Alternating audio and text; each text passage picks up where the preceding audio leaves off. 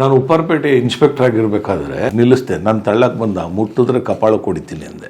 ನನ್ನನ್ನು ಮುಟ್ಟಿದ್ರೆ ಕಪಾಳ ಕೊಡಿತೀನಿ. I represent state of Karnataka, this is my uniform.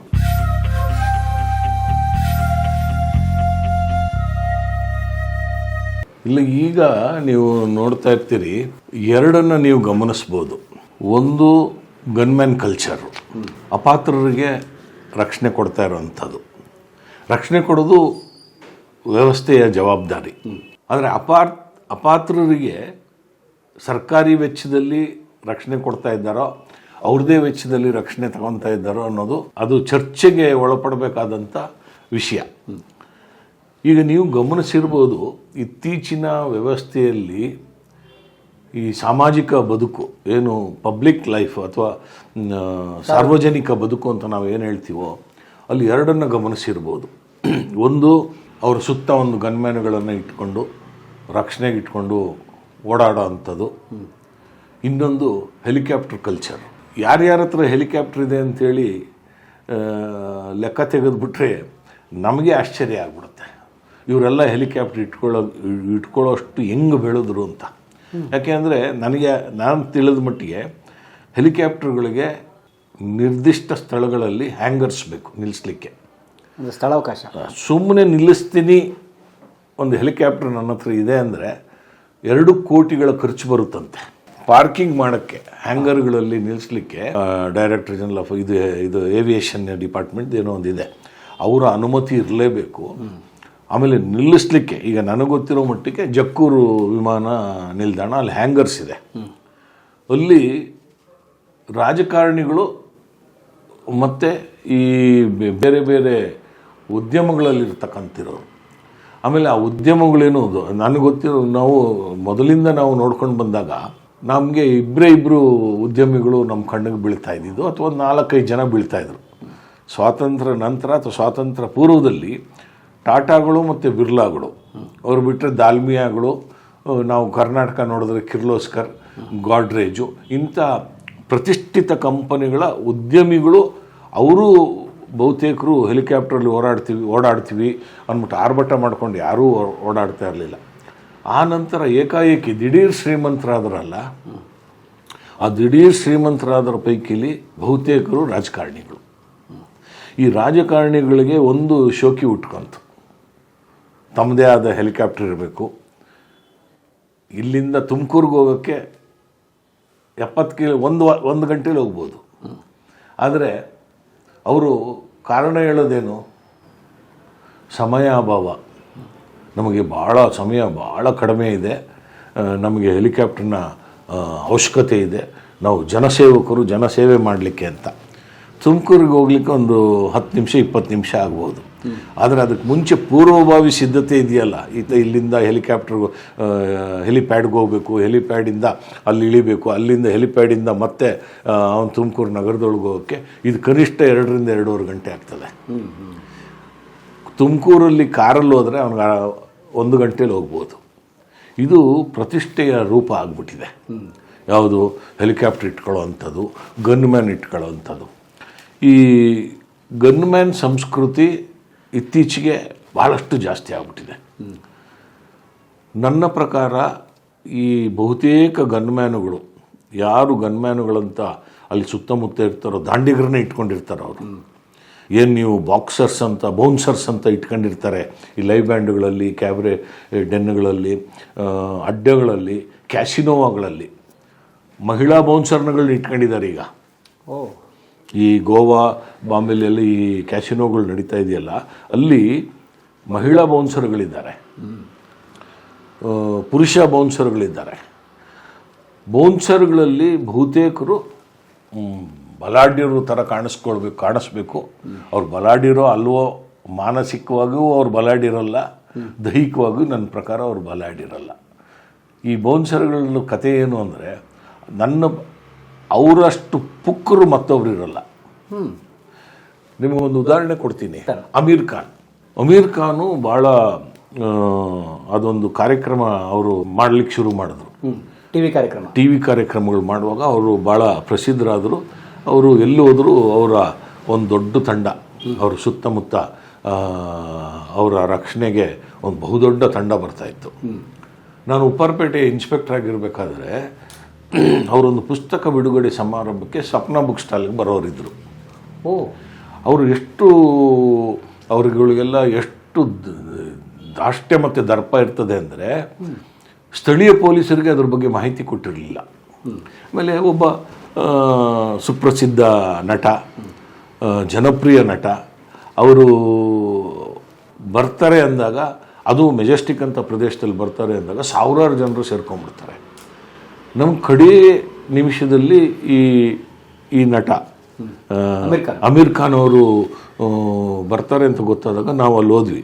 ನನ್ನ ಮೊದಲನೇ ಪ್ರಶ್ನೆ ಆ ಕಾರ್ಯಕ್ರಮ ಆಯೋಜಕರಿಗೆ, ನೀವು ಯಾಕೆ ಪೊಲೀಸರನ್ನು ತಿಳಿಸಿಲ್ಲ, ಅನುಮತಿ ಪಡೆದಿಲ್ಲ ಅಂತ ನಾನು ಕೇಳಲಿಲ್ಲ. ಯಾಕೆಂದರೆ ಅವ್ರು ಎಲ್ಲಿ ಬೇಕೋ ಓಡಾಡಬಹುದು. ಪೊಲೀಸರಿಗೆ ಯಾಕೆ ಕಾರ್ಯಕ್ರಮದ ಬಗ್ಗೆ ಮಾಹಿತಿ ಕೊಡಲಿಲ್ಲ ಅಂದಾಗ, ಇಲ್ಲ ನಾವು ಯಾರಿಗೂ ಕೊಡಲ್ಲ ಅಂದರು. ನೀವು ಕೊಡಲಿಲ್ಲ ಅಂದರೆ ಇದು ವ್ಯವಸ್ಥೆ, ನಾನು ಒಬ್ಬ ಪೊಲೀಸ್ ಅಧಿಕಾರಿಯಾಗಿ ಮಾತಾಡ್ತಾ ಇಲ್ಲ, ವ್ಯವಸ್ಥೆಯನ್ನು ಪ್ರತಿನಿಧಿಸತಕ್ಕಂಥ ಒಬ್ಬ ಅಧಿಕಾರಿ ನಾನು. ವ್ಯವಸ್ಥೆಯು ಸುವ್ಯವಸ್ಥೆಯಾಗಿ ನಡಿಬೇಕಾದ್ರೆ ಅಲ್ಲಿ ಶಾಂತಿ ಪಾಲನೆ ಆಗಬೇಕು, ಯಾವುದೇ ಗಲಾಟೆಗಳಾಗಬಾರ್ದು. ಇದೆಲ್ಲ ಆಗಬೇಕಾದ್ರೆ ಜವಾಬ್ದಾರಿ ನಂದದು. ಮತ್ತು ನನಗೆ ಮಾಹಿತಿ ಕೊಟ್ಟಿಲ್ಲ ಅಂಥೇಳಿ ನೀವು ಇಷ್ಟು ದರ್ಪದಿಂದ ಮಾತಾಡೋದಾದರೆ, ನಾನು ಈ ಅಮೀರ್ ಖಾನ್ನ ವಾಪಸ್ ಕಳಿಸುವಷ್ಟು ನಮ್ಮ ಕಾನೂನಿಗೆ ಶಕ್ತಿ ಇದೆ, ನೆನಪಿಟ್ಕೊಳ್ಳಿ ಅಂದೆ. ಜನ ಕಿಕ್ಕಿರಿದು ತುಂಬಿದ್ದಾರೆ. ಗುಪ್ತ ಮಾರ್ಕೆಟ್ ಹತ್ರ ಅವ್ರದ್ದೊಂದು, ಈಗ ಅದಿಲ್ಲ ಆ ಕಟ್ಟಡ, ಅಲ್ಲಿ ಒಂದು ಅವರ ಮಳಿಗೆಯಲ್ಲಿ ಕಾರ್ಯಕ್ರಮ. ನಾನು ಅವತ್ತು ಖಂಡಿತ ಕಾಲು ತುಳಿತಕ್ಕೆ ಯಾರಾದರೂ ಸಿಕ್ಕಿಬೀಳ್ತಾರೆ ಅನ್ನೋಷ್ಟು ಗಾಬರಿ ಆಯಿತು. ನಾನು ಪೊಲೀಸರ ಜೊತೆ ಹೋದಾಗ ಅಮೀರ್ ಖಾನ್ ಬಂದ್ಬಿಟ್ರು. ಬಂದವರೇ ಕಾರ್ಯಕ್ರಮದಲ್ಲಿ ಹೋದರು. ಅವ್ರ ಸುತ್ತ ಈ ಬೌನ್ಸರ್ಗಳು ಅಂತ ಏನು ಹೇಳ್ತಿರೋ ಅಥವಾ ಗನ್ಮ್ಯಾನ್ಗಳು ಅಂತಿರೋ, ಅವರ ರಕ್ಷಣಾ ಪಡೆ ಅಂತಿರೋ ಏನೋ, ಅವರೆಲ್ಲ ಒಂದು 10-12 ಜನ ದಾಂಡಿಗರು, ಎಲ್ಲ ಕನಿಷ್ಠ 6 ಅಡಿ ಇರೋರು ಎಲ್ಲರೂ. ಎಲ್ಲ ಒಂದೇ ಥರ ಸಮವಸ್ತ್ರ ಧರಿಸ್ಬಿಟ್ಟು ಕಪ್ಪು ಬ್ಲ್ಯಾಕ್ ಕ್ಯಾಟ್ ಕಮಾಂಡೋಸ್ ಥರ ಇಳಿದ್ರೆ ಹೆಂಗೆ ನಾವು ಆ ಪ್ರದೇಶದಲ್ಲಿ ಡಾಕ್ಟರ್ ರಾಜ್ಕುಮಾರ್ ಬಂದರೆ ಎಷ್ಟು ದೊಡ್ಡ ಬಂದೋಬಸ್ತ್ ಮಾಡ್ತಾ ಇದ್ದೀವಿ ಅಂತ ನಮಗೆ ಗೊತ್ತಿತ್ತು. ಡಾಕ್ಟರ್ ರಾಜ್ಕುಮಾರ್ ಅವ್ರ ಕಾರಲ್ಲಿ ಕೆಳಗಡೆ ಇಳಿದ ತಕ್ಷಣ 2000 ಜನ ತುಂಬ್ಕೊಂಡ್ಬಿಟ್ಟಿರೋರು. ಅಂದರೆ ಯಾವುದೇ ಸೂಚನೆ ಇಲ್ಲದೆ ಕೂಡ, ಈ ಸೂಚನೆ ಇಲ್ಲದೆ ಅಲ್ಲಿ ಬಂದು ನಿಂತಿದ್ದಾರೆ. ಸುಮ್ಮನೆ ನೀವು ಕಾರಲ್ಲಿ ಯಾರೋ ಬಿಳಿ ಧೋತಿ ಮತ್ತು ಬಿಳಿ ಶರ್ಟ್ ಹಾಕೊಂಡಿರೋ ರಾಜ್ಕುಮಾರ್ ಅಂದರೆ ಸಾಕು, 1000 ಜನ ಅಲ್ಲೇ ನಿಂತ್ಕೊಂಡ್ಬಿಟ್ರು ಅವರು. ಅಂಥ ಶಕ್ತಿ ಅದು. ಈ ರಾಜ್ಕುಮಾರ್ ಅವ್ರು ಬಂದಾಗ ಅವರು ಪ್ರತಿ ಕಾರ್ಯಕ್ರಮಕ್ಕೆ ಬರಬೇಕಾದ್ರೂ ನಮಗೆ ಮಾಹಿತಿ ಕೊಡ್ತಾಯಿದ್ರು. ಯಾಕೆಂದರೆ ಅದು ನಂಬಿಕೆ. ಇವ್ರಿಗೆ ದರ್ಪ, ನಾವು ಯಾಕೆ ಹೇಳಬೇಕು, ನಿಮ್ಮ ಜವಾಬ್ದಾರಿ ಅನ್ನೋದು. ಬಂದು ಇಳಿದ್ಬಿಟ್ರು. ಅವ್ರು ಇಳಿದ ತಕ್ಷಣ ಇವರು ನಮ್ಮ ಪೊಲೀಸ್ನವ್ರನ್ನ ತಳ್ಳಿಕ್ಕೆ ಶುರು ಮಾಡಿದ್ರು. ಆ ಬಾಡಿಗಾರ್ಡ್ಗಳು ನಮ್ಮ ಪೊಲೀಸ್ನವ್ರನ್ನ ಸೈಡ್ಗೆ ನೂಕಿ ತಳ್ಳಿಕ್ಕೆ ಶುರು ಮಾಡಿದ್ರು. ಮತ್ತು ತಳ್ಳೋದೇನು ಪಕ್ಕಕ್ಕೆ ಹೋಗಿ ಅಂತಲ್ಲ, ಇದು ದರ್ಪಪೂರಿತವಾಗಿ ತಳ್ಳಿಕ್ಕೆ ಶುರು ಮಾಡಿದ್ರು. ನಾನು ಆವಾಗ ನಿಲ್ಲಿಸ್ದೆ. ನಾನು ತಳ್ಳಕ್ಕೆ ಬಂದ, ಮುಟ್ಟಿದ್ರೆ ಕಪಾಳ ಕೊಡಿತೀನಿ ಅಂದೆ. ನನ್ನನ್ನು ಮುಟ್ಟಿದ್ರೆ ಕಪಾಳ ಕೊಡಿತೀನಿ. I represent state of Karnataka, this is my uniform. ಮುಟ್ಟಂಗಿಲ್ಲ ನನ್ನ ಅಂದೆ.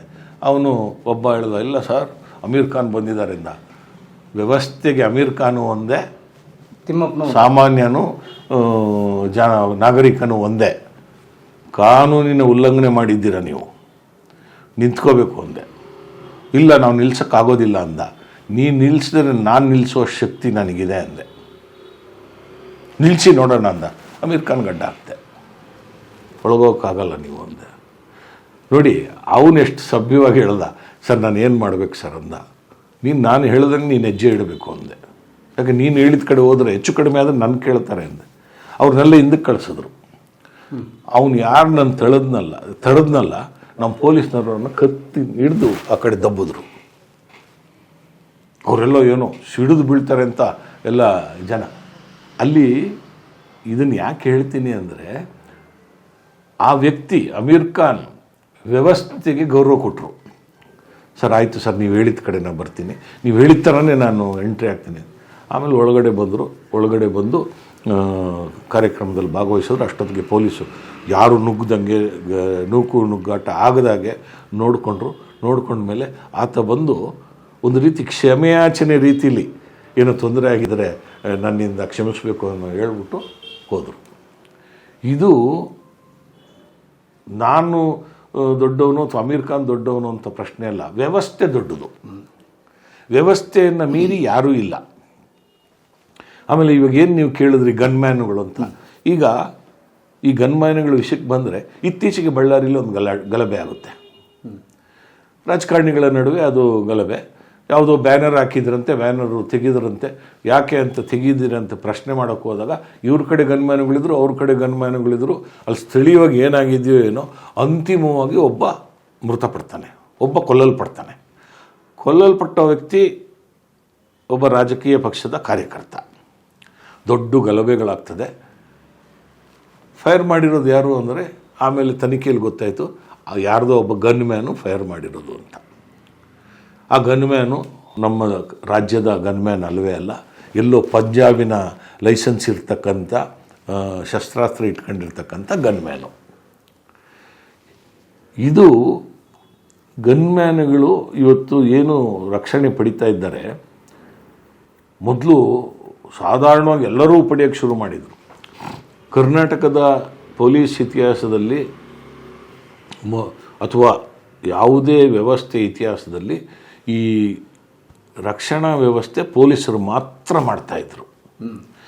ಆಮೇಲೆ ನಮ್ಮ ಪ್ರಧಾನಿಗಳು ಅವ್ರ ಮೇಲೆ ದಾಳಿಗಳಾದಾಗ, ಅವರು ಮೃತಪಟ್ಟಾಗ, ಮಾಜಿ ಪ್ರಧಾನಿ ಶ್ರೀಮತಿ ಇಂದಿರಾ ಗಾಂಧಿ ಅವರು ಕೊಲ್ಲಲ್ಪಟ್ಟಾಗ ಆವಾಗ ಒಂದು ನ್ಯಾಷನಲ್ ಸೆಕ್ಯೂರಿಟಿ ಇದು NSG ಅಂತೇಳಿ, ನ್ಯಾಷನಲ್ ಇದು ಸೆಕ್ಯೂರಿಟಿ ಗ್ರೂಪ್, ಆ ಥರದೊಂದು ಮಾಡಿ ಪ್ರಧಾನಿಗಳಿಗೆ ವಿಶೇಷವಾದ ರಕ್ಷಣೆ ಕೊಡುವ ಸಲುವಾಗಿ ಒಂದು ದೊಡ್ಡ ತಂಡವನ್ನು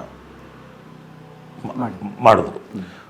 ಆಮೇಲೆ ಈ ಭಯೋತ್ಪಾದಕ ಕೃತ್ಯಗಳು, ಆಮೇಲೆ ಈ ಬೇರೆ ಬೇರೆ ದೇಶದವರು ದಾಳಿ ಮಾಡ್ಬೋದು ಅನ್ನೋ ಒಂದು ಉದ್ದೇಶದಿಂದ ಪ್ರಮುಖರಿಗೆ, ಈ ದೇಶದ ರಾಷ್ಟ್ರಪತಿಗಳಿಗೆ, ಉಪರಾಷ್ಟ್ರಪತಿಗಳಿಗೆ, ಸುಪ್ರೀಂ ಕೋರ್ಟ್ ಜಡ್ಜಿಗೆ, ಪ್ರಧಾನಮಂತ್ರಿಗಳಿಗೆ, ರಕ್ಷಣಾ ಮಂತ್ರಿಗಳಿಗೆ, ಈ ಥರ ಯಾರ್ಯಾರಿಗಿದೆಯೋ ನೋಡಿಕೊಂಡು ಗುಪ್ತಚಾರ ಇಲಾಖೆಯ ಪೊಲೀಸರ ಮಾಹಿತಿ ಪಡೆದು ಅವರುಗಳಿಗೆ ವಿಶೇಷವಾಗಿ ಸರ್ಕಾರನೇ ಗನ್ಮ್ಯಾನ್ ಕೊಟ್ಟರು. ಅದರೊಳಗೆ ಬೇರೆ ಬೇರೆ ಹಂತದ ರಕ್ಷಣಾ ವ್ಯವಸ್ಥೆ ಇತ್ತು. ವೈ ಕ್ಯಾಟಗಿರಿ ಅಂದರೆ ಇಷ್ಟೇ ಪೊಲೀಸರು ಇರಬೇಕು. Y+ ಕ್ಯಾಟಗಿರಿ ಅದಕ್ಕಿಂತ ಸ್ವಲ್ಪ ಹೆಚ್ಚು. Z ಕ್ಯಾಟಗಿರಿ ನಮ್ಮ ದೇಶದ ಬಹಳ ದೊಡ್ಡ ರಕ್ಷಣಾ ವ್ಯವಸ್ಥೆ.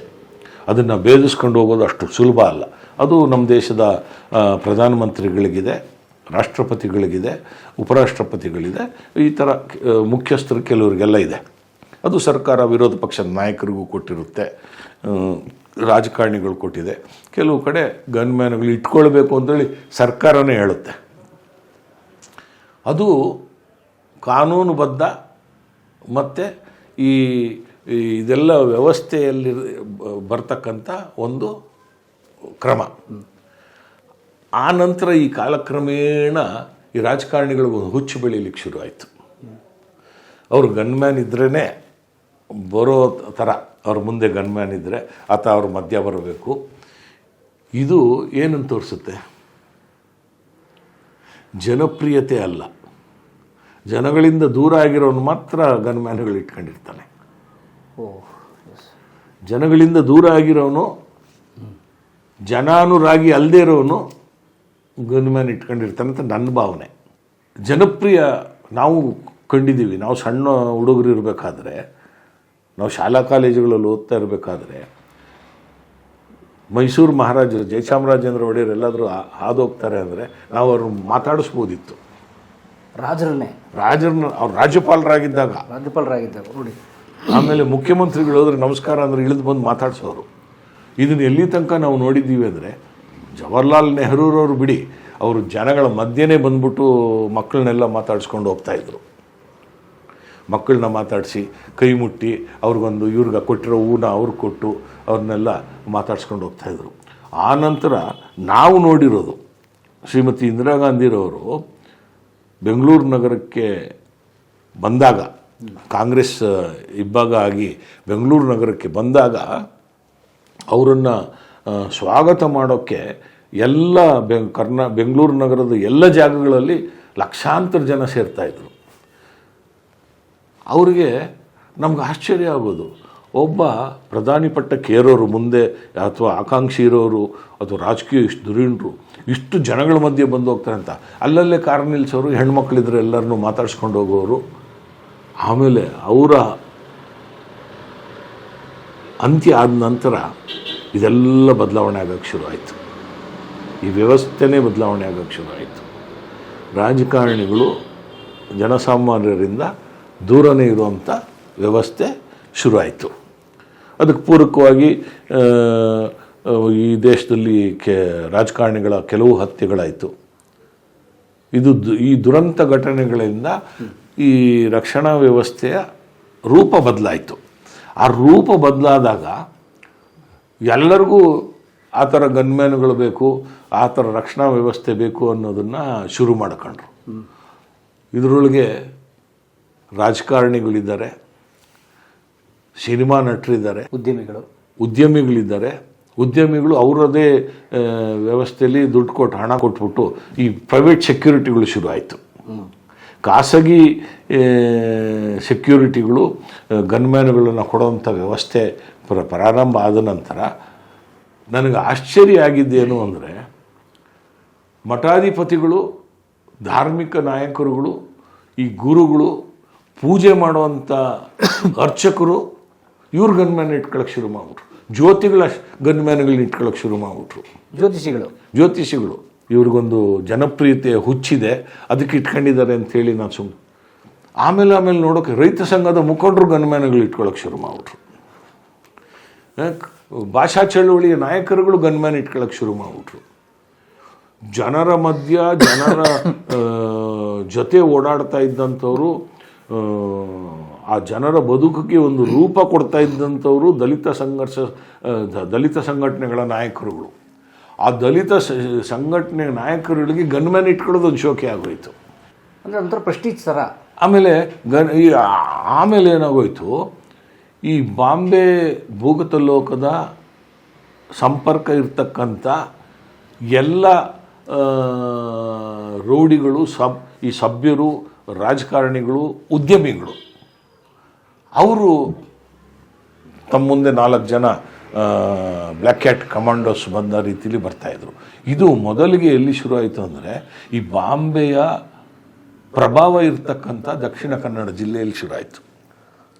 ಅಲ್ಲಿ ಮುತ್ತಪ್ರೈ ಆದಿಯಾಗಿ ಪ್ರಭಾಕರ್ ಪೂಂಜಾ ಇರಲಿ, ಈ ಹೋಟೆಲ್ ಉದ್ಯಮಿ ಇರಲಿ, ಅವರೆಲ್ಲ ಈ ಭೂಗತ ಲೋಕಕ್ಕೆ ಪ್ರತ್ಯಕ್ಷವಾಗಿ ಪರೋಕ್ಷವಾಗಿ ನೆಂಟಿದ್ದಂಥ ಜನಗಳು. ಇವರು ಯಾವುದೇ ಕಾರ್ಯಕ್ರಮ ಬರಲಿ, ಸತ್ಯನಾರಾಯಣ ಪೂಜೆಗೆ ಬಂದರೆ 5 ಜನ ಗನ್ಮ್ಯಾನ್ಗಳ ಜೊತೆ ಬರೋರು, ಮದುವೆ ಆರತಕ್ಷತೆಗೆ ಬಂದರೆ 5 ಜನ ಗನ್ಮ್ಯಾನ್ಗಳ ಜೊತೆ ಬರೋರು, ಮುಹೂರ್ತಕ್ಕೆ ಬಂದರೆ ಪೂಜಾರಿನ ಪಕ್ಕಕ್ಕೆ ತಳ್ಳಿ ಗನ್ಮ್ಯಾನ್ಗಳು ಮುಂದೆ ಹೋಗಿ ನಿಂತ್ಕೊಳ್ತಾ ಇದ್ರು. ಈ ಹೋಟೆಲ್ ಉದ್ಯಮಿಗಳು ಅಂದರೆ ಪ್ರತ್ಯಕ್ಷ ಪರೋಕ್ಷ ಭೂಗತ ಲೋಕದ ನಂಟಿರುವಂಥ ಎಲ್ಲ ಉದ್ಯಮಿಗಳು, ಚಲನಚಿತ್ರ ನಟರು, ಏನು ಸಾಮಾಜಿಕ ಕಾರ್ಯಕರ್ತರು, ನಾವು ಚಳುವಳಿಗಳ ನೇತಾರರು ಅಂದ್ಕೊತಾರಲ್ಲ, ಇವರೆಲ್ಲ ಗನ್ಮ್ಯಾನ್ ಇಟ್ಕೊಳ್ಳುವಂಥ ಶೋಕಿ ಬೆಳೆಯೋಕ್ಕೆ ಶುರು ಆಯಿತು. ಯಾಕೆಂದರೆ ನಾನು ಕೆಲವು ನಾಯಕರುಗಳನ್ನು ನೋಡ್ತಾ ಇರ್ತೀನಿ. ಬೆಂಗಳೂರು ನಗರದಲ್ಲಿ ಎಲ್ಲರೂ ಕಂಡು ಬರ್ತಾರೆ ನಮಗೆ. ಜನರ ಹಿತಕ್ಕಾಗಿ ಹೋರಾಟ ಮಾಡ್ತಾ ಇರ್ತಕ್ಕಂಥ ನಾಯಕ ನಾನು. ಭೂಗತ ಲೋಕದಲ್ಲಿದ್ದಾರೆ. ಭೂಗತ ಲೋಕದಲ್ಲಿ ಮೊದಲನೇ ಅರ್ಹತೆ ಏನು ಅಂದರೆ, ಅವನ ದೇಹದಾಡಿ ಇರಬೇಕು, ಭಾಳ ಕ್ರೂರಿಯಾಗಿ ಕಾಣ್ತಾ ಇರಬೇಕು. ಆಮೇಲೆ ಎರಡನೇದು ಏನಂದರೆ ಅರ್ಹತೆ, ಮೈ ತುಂಬ ಚಿನ್ನ ಹಾಕಿರಬೇಕು. ನಾಯಿಯ ಸರಪಳಿ ಥರ ಒಂದು ಕತ್ತಿಗೊಂದು ಚೈನ್ ಹಾಕಿರಬೇಕು, ಒಂದು ದೊಡ್ಡ ರೈಡೋ ವಾಚ್ ಕಟ್ಟಿರಬೇಕು, ಕೈಗೊಂದು ಖಡ್ಗ ಹಾಕಿರಬೇಕು. ಅವನಿಗಿದು ಮೊದಲನೇ ಅರ್ಹತೆ ಭೂಗತ ಲೋಕ ಪಾತಕಿಗೆ. ಇದು ರಾಜಕಾರಣಿಗಳಿಗೆ ಶುರು ಆಯಿತು. ಇಲ್ಲದೇ ರಾಜಕಾರಣಿಗಳ ಕೈಯಲ್ಲಿ ಅಷ್ಟು ದೊಡ್ಡ ವಾಚ್ಗಳು, ಅಷ್ಟು ದೊಡ್ಡ ಆಡಂಬರದ ಖಡ್ಗಗಳು, ಮಂತ್ರಿಸ್ಕೊಂಡಂಥ ಲಾಕೆಟ್ಗಳು ಡಾಲರುಗಳು ಬೇಕಾಗಿಲ್ಲ. ಯಾರು ಜನರಿಂದ ದೂರ ಸರಿತಾ ಇದ್ದಾರೋ ಅವರು ಮಾತ್ರ ಇದನ್ನು ಧರಿಸ್ತಾರೆ ಅಂತ ನನ್ನ ಅನಿಸಿಕೆ. ಈ ಗನ್ಮ್ಯಾನ್ಗಳು ಸ್ವಾಮೀಜಿಗಳಿಗೆ ಬಂದರು, ರೈತ ಚಳವಳಿ ನಾಯಕರುಗಳಿಗೆ ಬಂದರು, ಅರ್ಚಕರುಗಳಿಗೆ ಬಂದರು, ಉದ್ಯಮಿಗಳಿಗೆ ಬಂದರು, ರಾಜಕಾರಣಿಗಳಿಗೂ ಬಂದರು. ಈ ಭೂಗತ ಲೋಕದ ನೆಂಟಿರೋರಂತೂ ಗನ್ಮ್ಯಾನ್ಗಳಿಲ್ಲದೆ ಬರ್ತಾನೆ ಇರಲಿಲ್ಲ. ಅದು ನೀವು ಈ ಯಾವುದಾದ್ರೂ ಅಂಥವರ ಮದುವೆಗಳಿಗೆ ಹೋಗಿದರೆ ಗೊತ್ತಾಗ್ಬಿಡೋದು. ಇದ್ದಕ್ಕಿದ್ದಂಗೆ ಮದುವೆಯಲ್ಲಿ ಏನೋ ಆತಂಕ, ಒಂದು 10 ಜನ ಬ್ಲ್ಯಾಕ್ ಕ್ಯಾಟ್ ಕಮಾಂಡೋಸ್ ಥರ ಒಂದು ಸ್ಟೆನ್ ಗನ್ ಇಟ್ಕೊಂಡು ಸ್ಟೆನ್ ಗನ್ನುಗಳು ಎಲ್ಲ ಪ್ರೈವೇಟ್ ಸೆಕ್ಯೂರಿಟಿ. ಅವೆಲ್ಲ ಒರಿಜಿನಲ್ ಸರ್? ಅವೆಲ್ಲ ಹೌದು. ಮತ್ತು ಒರಿಜಿನಲ್ ಡೂಪ್ಲಿಕೇಟ್ ಇಟ್ಕೊಂಡು ಬರ್ಲಿಕ್ಕೆ ಸಾಧ್ಯವಾ? ಆ ಸಿನಿಮಾ ತಾರೆ. ಆಮೇಲೆ ದುರಂತ ಏನು ಅಂದರೆ ಅವ್ರಿಗೆಲ್ಲ ಆಲ್ ಇಂಡಿಯಾ ಪರ್ಮಿಟ್ ಇರ್ತಕ್ಕಂಥ ಶಸ್ತ್ರಾಸ್ತ್ರ ಪರವಾನಗಿ ಇರ್ತದೆ. ಈ ಶಸ್ತ್ರಾಸ್ತ್ರ ಪರವಾನಗಿ ಬೇಕೇ ಬೇಕು. ಈಗ ಬ್ಯಾಂಕ್ಗಳಲ್ಲಿ ಗನ್ ಇಟ್ಕೊಂಡಿರ್ತಾರಲ್ಲ, ಬ್ಯಾಂಕ್ ಮ್ಯಾನೇಜರ್ ಹೆಸರಲ್ಲಿ ಇಂಥವನು ಇಟ್ಕೊಳ್ಳೋನು ಇಂಥವನು ಅವನು ಹೆಸರಿದ್ದು ಆ ಪರವಾನಗಿ ಇದ್ರೇ ಅವ್ನು ಸರ್ಕಾರಿ ಬ್ಯಾಂಕ್ ಆದರೂ ಗನ್ ಇಟ್ಕೊಳ್ಳೋಕ್ಕೆ ಸಾಧ್ಯ. ಲೈಸೆನ್ಸ್ ಇಲ್ಲದೆ ಗನ್ ಇಟ್ಕೊಳ್ಳೋಕ್ಕೆ ಸಾಧ್ಯ ಇರೋದು ಈ ದೇಶದಲ್ಲಿ ರಾಷ್ಟ್ರಪತಿಗಳಿಗೂ ಅನುಮತಿ ಇಲ್ಲ, ರಾಜ್ಯಪಾಲರಿಗೂ ಅನುಮತಿ ಇಲ್ಲ, ಮುಖ್ಯಮಂತ್ರಿಗಳಿಗೂ ಅನುಮತಿ ಇಲ್ಲ, ಪ್ರಧಾನಮಂತ್ರಿಗಳಿಗೂ ಅನುಮತಿ ಇಲ್ಲ, ಯಾವುದೇ ಮಂತ್ರಿಗಳಿಗೂ ಅನುಮತಿ ಇಲ್ಲ. ಈ ರಾಜ್ಯದಲ್ಲಿ ಮೊದಲನೇ ಅನುಮತಿ ಲೈಸೆನ್ಸ್ ಇಲ್ಲದೆ ಗನ್ನುಗಳನ್ನು ಇಟ್ಕೊಳ್ಳಿ. ಪ್ರಾಹಿಬಿಟೆಡ್ ಬೋರ್, ನಾನ್ ಪ್ರಾಹಿಬಿಟೆಡ್ ಬೋರಲ್ಲ ನಾನು ಹೇಳ್ತಾ ಇರೋದು, ಪ್ರಾಹಿಬಿಟೆಡ್ ಬೋರು, ಅದಕ್ಕೆ ಲೈಸೆನ್ಸು ಸಿಗಲ್ಲ. ಅಂಥ ಗನ್ನುಗಳು ಇಟ್ಕೊಳ್ಳೋಕ್ಕೆ ವಿಧಿದತ್ತವಾದ ಅನುಮತಿ ಇರೋದು ನನ್ನ ಪೊಲೀಸ್ ಕಾನ್ಸ್ಟೇಬಲ್ಸ್ಗೆ. ಅವ್ರ ನೇಮಕಾತಿನೇ ಅವ್ರಿಗೆ ಆ ಲೈಸೆನ್ಸ್ ಕೊಟ್ಬಿಟ್ಟಿರುತ್ತೆ. ಪೊಲೀಸ್ ಅಧಿಕಾರಿಗಳಿಗೆ, ಈ ದೇಶದ ಸೇನೆ ಅಧಿಕಾರಿಗಳಿಗೆ ವಿತೌಟ್ ಲೈಸೆನ್ಸು ಶಸ್ತ್ರಾಸ್ತ್ರವನ್ನು ಇಟ್ಕೊಳ್ಳುವಂಥ ವಿಶೇಷ ಗೌರವ ಇರೋದು. ವಾವ್, ಅದು ಪ್ರಾಹಿಬಿಟೆಡ್ ಬೋರ್. ಅದು ಪ್ರಾಹಿಬಿಟೆಡ್ ಬೋರು, ಅದಕ್ಕೆ ಲೈಸೆನ್ಸು ಕೊಡಲ್ಲ. ಪ್ರೈವೇಟ್ವ್ರಿಗೆ ಯಾರು ಕೊಡೋದು ಇಲ್ಲ. ಪ್ರೈವೇಟ್ನವರು ಲೈಸೆನ್ಸೇ ಕೊಡಲ್ಲ. ಆಮೇಲೆ AK-47 ಇಟ್ಕೊಂಡಿರ್ತಾರೆ ನನ್ನ ಪೊಲೀಸ್ನವರು ಅಂತ ಇಟ್ಕೊಳ್ಳಿ. ಅದು ಆ ಏರಿಯಾ, ಆ ಪ್ರದೇಶ, ಅದಕ್ಕೆ ನೋಟಿಫಿಕೇಷನ್ ಇರಬೇಕು. ಎಲ್ಲ ಕಡೆ AK-47 ಇಟ್ಕೊಳ್ತೀನಿ ಅಂತ ಹೇಳಲಿಕ್ಕೆ ಬರಲ್ಲ. ಆ ಥರದ್ದೆಲ್ಲ ಇರೋ ಕಾನೂನಲ್ಲಿ ಇವರು ವಿಶೇಷವಾಗಿ ಇವ್ರಿಗೆ ಇದೊಂದು ಈಗ ಶೋಕಿ. ಆಮೇಲೆ ಗನ್ಮ್ಯಾನ್ಗಳದ್ದು ನನಗೆ ಪರಿಸ್ಥಿತಿ ಹೆಂಗಾಗಿದೆ ಅಂದರೆ, ನೀವು ನೋಡಿ, ಪೊಲೀಸರು ಅಂದ ತಕ್ಷಣ ಗನ್ಮ್ಯಾನು, ಇದು ಒಬ್ಬ ರಾಜಕಾರಣಿ, ಒಬ್ಬ ಸ್ವಾಮೀಜಿ. ನೀವು ರಾಜಕಾರಣಿಗಳನ್ನ ಬಿಟ್ಬಿಟ್ರೆ ನಾವು ಆಮೇಲೆ ಮಾತಾಡೋಣ. ಸ್ವಾಮೀಜಿಗಳು, ಬಹುತೇಕ ಸ್ವಾಮೀಜಿಗಳು ಇವಾಗ ಗನ್ಮ್ಯಾನ್ ಇಟ್ಕೊಂಡು ಓಡಾಡ್ತಾ ಇದ್ದಾರೆ ನೋಡಿ. ಅವರು ಸರ್ವಸಂಗ ಪರಿತ್ಯಾಗಿಗಳು, ಪೂಜೆ ಜಪ ತಪಗಳು ಮಾಡಬೇಕಾದಂಥವ್ರು, ಜನರಿಗೆ ಒಳ್ಳೇದು ಬಯಸ್ಬೇಕಾದವರು, ಸರ್ವಸಂಗ ಪರಿತ್ಯಾಗಿಗಳು. ಹೌದು. ಪೂಜೆ ಜಪ ತಪಗಳನ್ನು ಮಾಡ್ಕೊಂಡಿರೋರು, ಜನರಿಗೆ ಶಾಂತಿ ಬೋಧನೆಯನ್ನು ಮಾಡಬೇಕಾಗಿರೋರು, ಜನರಿಗೆ ಅಹಿಂಸೆಯನ್ನು ಹೇಳಬೇಕಾದಂಥವ್ರು. ಅಹಿಂಸೆಯಿಂದನೇ ಈ ಜಗತ್ತು ಉಳಿಲಿಕ್ಕೆ ಸಾಧ್ಯ ಅಂತ ಹಿಂಸೆ ವಿರುದ್ಧ ಮಾತಾಡಬೇಕಾಗಿರೋರು ಈ ಸ್ವಾಮೀಜಿಗಳು. ಆದರೆ ಹಿಂಸೆಯ ಪ್ರತಿರೂಪ ಆಯುಧಗಳು, ಇದನ್ನಿಟ್ಕೊಂಡು ಸ್ವಾಮೀಜಿಗಳು ಓಡಾಡ್ತಾರೆ ಅಂದರೆ ಈ ಸ್ಥಿತಿ ಎಲ್ಲಿಗೆ ಬಂದಿದೆ ಇದು. ಆಮೇಲೆ ಇಲ್ಲೊಂದು, ಈ ವ್ಯವಸ್ಥೆಯಲ್ಲಿ ಒಂದು ದುರ್ವ್ಯವಸ್ಥೆ ಇದೆ. ಈ ರಾಜಕಾರಣಿಗಳಿರೋ ಗನ್ಮ್ಯಾನ್ಗಳು, ಹಿಂದೆ ಇರತಕ್ಕಂಥ ಗನ್ಮ್ಯಾನ್ಗಳು, ಈ ಸ್ವಾಮೀಜಿಗಳು ಹಿಂದೆ ಇರತಕ್ಕಂಥ ಗನ್ಮ್ಯಾನ್ಗಳು. ಬೇರೆ ಗನ್ಮ್ಯಾನ್ಗಳಿಗೆ ಅಷ್ಟು ಬೆಲೆ ಇಲ್ಲ ಬಿಡಿ, ಅದು ಅವ್ರೇನು ನೋಡ್ಕೊಳ್ತಾರೋ ಅದೇನೆ. ಇದು ಪೊಲೀಸ್ ವ್ಯವಸ್ಥೆಯಿಂದ ಬಂದಿರತಕ್ಕಂಥ ಗನ್ಮ್ಯಾನ್ಗಳಿಗೆ ನಾನು ಹೇಳ್ತಾ ಇರೋದು ಈ ಮಾತು. ಪೊಲೀಸ್ ವ್ಯವಸ್ಥೆಯಿಂದನೂ ಗನ್ಮ್ಯಾನ್ ಕೊಡೋ ವ್ಯವಸ್ಥೆ ಇದೆ. ಅದಕ್ಕೆ ದುಡ್ಡು ಕಟ್ಟಬೇಕು, ಅದೆಷ್ಟೋ ದುಡ್ಡು ಕಟ್ಟಬೇಕು, ದುಡ್ಡು ಕಟ್ತಾರೆ. ಏನು ಸುಮ್ಮನೆನೂ ಕೊಡೋದಿಲ್ಲ ಕೆಲವರಿಗೆ, ಅದು ಸಾವಿರಾರು ರೂಪಾಯಿ ಕಟ್ಟಬೇಕಾಗ್ತದೆ. ಇವ್ರು ಏನು ಮಾಡ್ತಾರೆ, ಈ ರಾಜಕಾರಣಿಗಳಿಂದ ಇರ್ತಕ್ಕಂಥ ಗನ್ಮ್ಯಾನ್ಗಳು, ಅವ್ರದ್ದು ಕೆಲಸ ಏನು ಅಂದರೆ ಆ ವ್ಯಕ್ತಿಯ ಸಂಪೂರ್ಣ ರಕ್ಷಣೆಯ ಜವಾಬ್ದಾರಿ. ಆದರೆ ಅವ್ರು ನಡ್ಕೊಳ್ಳೋ ರೀತಿ ಇದೆಯಲ್ಲ, ಆರ್ಡರ್ಲಿಗಳಿಂತ ಕೆಳಮಟ್ಟದಲ್ಲಿ ನಡ್ಕೊಳ್ತಾರೆ ಅವರು. ಈ ಆರ್ಡರ್ಲಿ ವ್ಯವಸ್ಥೆಯನ್ನೇ ಪೊಲೀಸಿಂದ ತೆಗೆದಿದ್ದಾರೆ ಆಲ್ಮೋಸ್ಟ್ ಈಗ.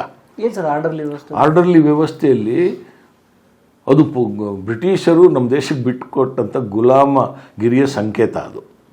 ಎಲ್ಲ ಅಧಿಕಾರಿಗಳು ಒಬ್ಬೊಬ್ಬ ವ್ಯಕ್ತಿಯನ್ನು ನೇಮಕ ಮಾಡ್ಕೊಂಡಿರ್ತಾರೆ. ಅವನು ಆರ್ಡರ್ಲಿ ಅಂತ, ಅವನ ಮನೆ ಕೆಲಸ, ಅವನು ಶೂ ಪಾಲಿಷ್ ಮಾಡಬೇಕು, ಅವನ್ನ ನಾಯಿಯನ್ನು ನೋಡ್ಕೊಳ್ಬೇಕು, ಈ ಮನೆಯ ಏನು ಕೆಲಸ ನಾವು ಮಾಡ್ತೀವಿ, ಈ ಇಟ್ಕೊತೀವಿ ಸೇವಕ ನೌಕರರನ್ನು, ಅಂಥ ಕೆಲಸ ಆರ್ಡರ್ಲಿಗಳು ಮಾಡುವಂಥದ್ದಿತ್ತು. ಅದು ಬ್ರಿಟಿಷರ ಕೊಡುಗೆ. ಅದು ಬ್ರಿಟಿಷರು ನಮ್ಮ ದೇಶದ ಎಲ್ಲರನ್ನೂ ಅವರು ಆರ್ಡರ್ಲಿಗಳ ಥರನೇ ಟ್ರೀಟ್ ಮಾಡ್ತಾಯಿದ್ರು ಅವರು. ಆ ವ್ಯವಸ್ಥೆ ಹಂಗೆ ಬಂದಿದೆ. ಈ ನಾನು ಎಷ್ಟೋ ಕಡೆ ನೋಡಿದ್ದೀನಿ ರಾಜಕಾರಣಿಗಳು ಮತ್ತು ಈ ಸ್ವಾಮೀಜಿಗಳು, ಬಹುತೇಕ ಇವರೇ. ಇನ್ನು ಬೇರೆಯವರು ಯಾವುದೋ ಒಬ್ಬ ರೈತ ಸಂಘದ ನಾಯಕ ಅಥವಾ ದಲಿತ ಸಂಘರ್ಷ ಸಮಿತಿಯ ನಾಯಕ, ಭಾಷಾ ಚಳವಳಿಯ ನಾಯಕ, ಅವ್ನು ಗನ್ಮ್ಯಾನ್ ಇಟ್ಕೊಂಡಿದ್ರೆ ಅವನ ಮನೆಯವ್ರಿಗೆ ಮಾತ್ರ ಅವನು ಹತ್ರ ಇರ್ತಾನೆ, ಬೇರೆಯವರು ಯಾರು ಕೇರ್ ಮಾಡೋದಿಲ್ಲ. ಈ ಸ್ವಾಮೀಜಿಗಳು ಮತ್ತು ಈ ರಾಜಕಾರಣಿಗಳಿಗೆ ಜನ ಕೇರ್ ಮಾಡ್ತಾರೆ. ಜನ ಅವ್ರು ಬಂದಾಗ ಅವರ ಕೃಪಾ ಕಟಾಕ್ಷಕ್ಕೆ, ಅವ್ರ ದೃಷ್ಟಿಗೆ ಬೀಳಬೇಕು, ಅವ್ರ ಕೃಪಾ ಕಟಾಕ್ಷಕ್ಕಿರಬೇಕು. ಅವರಿಂದ ಏನೋ ಒಂದು ಕೆಲಸಕ್ಕೆ ಹೋಗಿ ವಶೀಲಿ ಬಾಜಿಗೆ ಬಂದಿರ್ತಾರೆ. ಇವನಲ್ಲಿ ಲೈಸನ್ ಆಫೀಸರ್ ಥರ ಓಡಾಡ್ತಾನೆ, ನಾನು ಮಾತಾಡಿಸ್ತೀನಿ ಅಂತಾನೆ. ಅವ್ರು ಮಾತಾಡಿಸಿದ್ಮೇಲೆ ಇವನಿಗೊಂದು 500,000 ಕೊಡ್ತಾರೆ. ಇದನ್ನು ಇವನು ಸ್ವೀಕಾರ ಮಾಡಬಾರ್ದು. ಆದರೆ ಇದನ್ನೇ ಒಂದು ವ್ಯವಸ್ಥೆ ಅಂಥೇಳಿ ಅವ್ರು ಮಾಡ್ತಾರೆ. ಇದು ನೀವು ಸರಿಯಾಗಿ ನೀವು ಕ್ಯಾಮ್ರಾಗಳು ಕಂಡು ಬಿದ್ದುಬಿಟ್ರೆ ಇವರೆಲ್ಲ ಬೀಳ್ತಾರೆ. ಆಮೇಲೆ ಯಾವುದೇ ಕಾರಣಕ್ಕೂ ಈ ಗನ್ಮ್ಯಾನುಗಳು ಅವರ ಆಳಿನ ರೀತಿಯಲ್ಲಿ ವರ್ತಿಸಬಾರ್ದು. ಶಿಸ್ತುಬದ್ಧವಾಗಿ ಅವ್ರ ರಕ್ಷಣೆಯ ಜವಾಬ್ದಾರಿಯನ್ನು ಹೊತ್ಕೊಂಡು ಏನು ಮಾಡಬೇಕೋ ಅದನ್ನೇ ಮಾಡಬೇಕು. ಅದು ಬಿಟ್ಟು ಆ ವ್ಯಕ್ತಿ, ಆತನ ತಲೆ ಒಳಗಡೆ ಅವನು VIP, ವೆರಿ ಇಂಪಾರ್ಟೆಂಟ್ ಪರ್ಸನ್, ಸಮಾಜದ ಭಾಳ ಪ್ರತಿಷ್ಠಿತ ಜನ ಅಂತ ಅವನು ಅಂದ್ಕೊಂಡಿರ್ಬೋದು. ಆ ಪ್ರತಿಷ್ಠಿತ VIP ಅಂದ್ಕೊಳ್ಳೋಕ್ಕೂ ಯೋಗ್ಯತೆಗಳು ಬೇಕು. ಅಪಾತ್ರರು VIP-ಗಳಾಗಿದ್ದಾರೆ, ದುಷ್ಟರು VIP-ಗಳಾಗಿದ್ದಾರೆ. ನಮ್ಮ ಪೊಲೀಸ್ ಕಡತಗಳಲ್ಲಿ ದಾಖಲಾಗಿರೋರು ಇವತ್ತು VIP-ಗಳಾಗಿದ್ದಾರೆ. ಪೊಲೀಸ್ ಕಡತ ಅಂದ ತಕ್ಷಣ ಏನು ಕಡತ ಅಂತ ಎಲ್ಲರೂ ಕೇಳ್ಬೋದು. ರೌಡಿ ಪಟ್ಟಿ ಒಂದೇ ಸಾಕು. ರೌಡಿ ಪಟ್ಟಿ, ಅವ್ನು ಕಳ್ಳ ದರೋಡೆ ಮಾಡಿದರೆ MOB ಮೋಡಸ್ ಆಪರೆಂಡಿ ಇದರೊಳಗೆ ರೆಕಾರ್ಡ್ ಆಗಿರೋನು, ಅವನ ಹೆಸರು ದಾಖಲಾಗಿದ್ದರೆ ಅದರೊಳಗಿರ್ತಾನೆ. ಹಿಸ್ಟ್ರಿ ಶೀಟರ್ ಆಗಿದ್ದರೆ, ಶಿಕ್ಷೆ ಆಗಿದ್ದರೆ ಹಿಸ್ಟ್ರಿ ಶೀಟರ್ ಆಗಿರ್ತಾನೆ. ಈ ಪೊಲೀಸ್ ದಾಖಲಾತಿಯಲ್ಲಿರ್ತಕ್ಕಂಥ ವ್ಯಕ್ತಿ ಕೂಡ ಅದರೊಳಗಿರ್ತಾನೆ.